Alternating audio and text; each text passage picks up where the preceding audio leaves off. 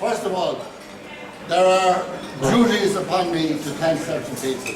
Martin Ryan, Michael Bowen, in particular Sean Tully, who did fact, I was the first to say with regard to Sean Tully, without whom this would not take place. That's not just trying to the fact. But with regard to Sean, had he not chosen the career that he did, he would have been an excellent Garda sergeant. We had a few Gardaí from our class, which brings me to the next question. There was a Garbally boy who spent his life in modest, gainful employment, but he died all his life to own a BMW. And he saved, and he saved, and he saved, and he saved. And when he was 70 years of age, he had enough saved, he went down to the garage and bought a BMW. And he sat into it. Now, hitherto, he had been driving a ladder. So when he pressed the accelerator, the thing took off. And he went out the Lockray Road, and he couldn't hold the thing.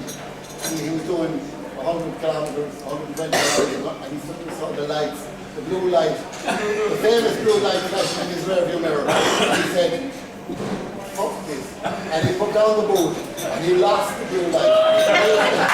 He was just coming into that grave when he said to himself, what am I doing? I'm 70 years of age.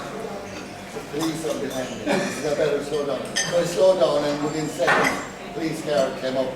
He said, do we realise the stage we're doing? He said, I do, I apologise. Well, he said, maybe luck is on your side because it's 5 to 6. It's Friday evening. I'm about to walk through to it. And if you come up with a good enough excuse, listen, I let you off. And the Garbally boy being the Garbally boy, he said, Well, he said many years ago, Sergeant, even though he was only a Garda, he said many years ago, Sergeant, he said, my wife ran away with police. For a few seconds there, I thought you might be bringing her back.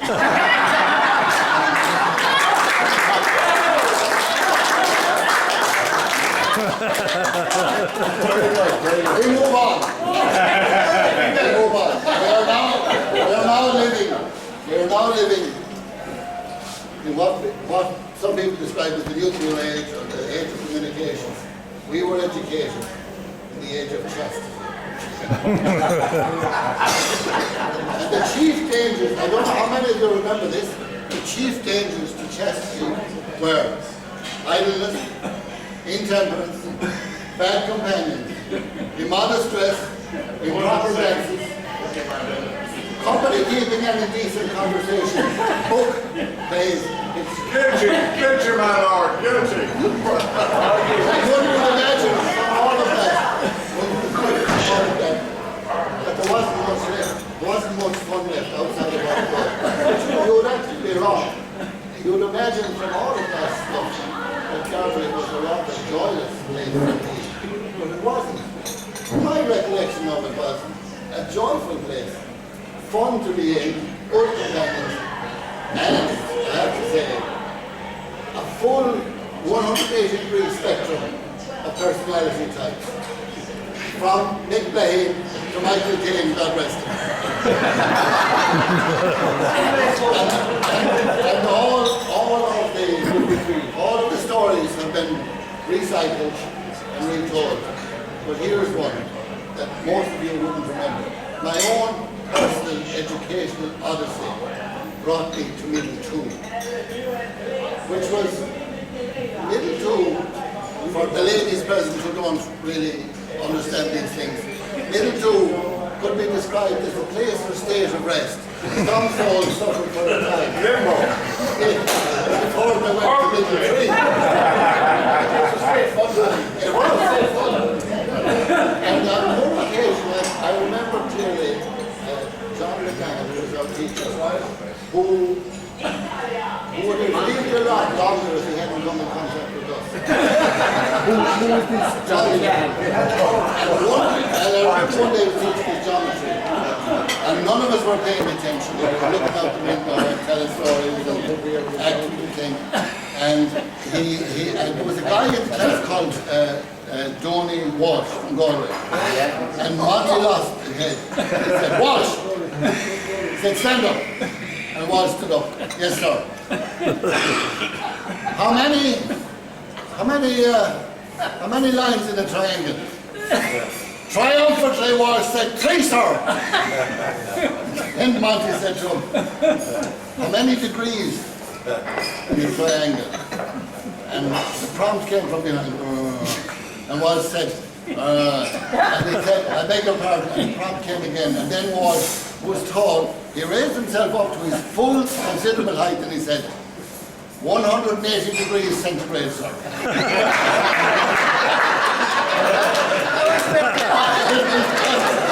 It was the only time in my career there that I remember John McGann laughed.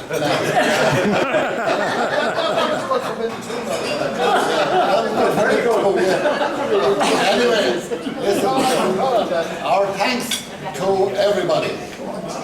To the college for having us today, Pat Killalay for saying mass, to Colm Allman for organising things so that we could say mass, to looking after the college.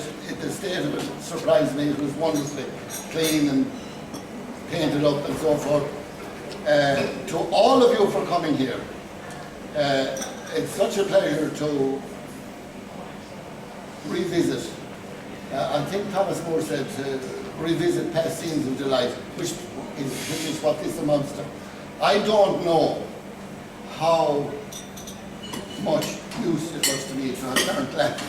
The only time that I came across a Latin quotation in the 50 intervening years, one time somebody said to me, what does that mean? There was a quotation over the door in the rugby club where I played rugby, which read, Carpe diem, quam minimum credula posto.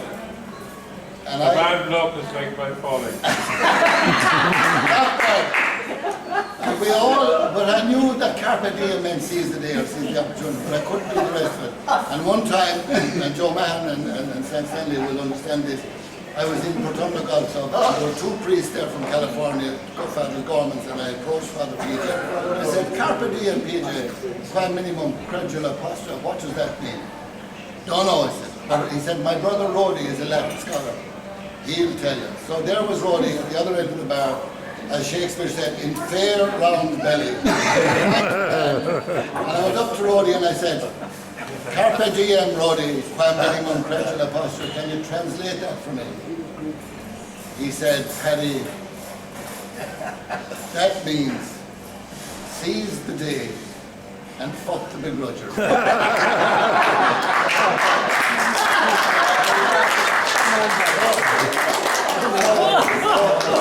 So we learned that much. Having said that, I'm not so sure that knowing, that having the knowledge that Hannibal crossed paths with the aid of a posse of elephants, I'm not so sure how useful that was to me. And I don't know, with reference to Michael Halland, I don't know, and I'm sure there are some people present here who don't know that a turnip is actually a swollen hypocotyl. I don't know how useful that was to me. But there are certain things that certainly were useful to all of us. And I will leave you with 2 quotations. One of them is from Voltaire. Now, don't mistake me. I don't read that kind of stuff. He did say this. Each of us, and I quote, each of us must accept the hands of cards that we are dealt. And it is up to us to play the cards to the best of our ability in order to win the game. That's one quotation. The second quotation comes from Christy Glynn, who after a junior cup match one day, he called me aside and he said, Reilly, Reilly, you have to learn to get up after the tackle. What he meant was physically, or in the figurative sense, one of the things that we learned in Garbally was that there is none of us that hasn't had to get up after the tackle, whether it's job or health or personal or unmentionable, all of those things. And I think all of that has stood to us in good stead.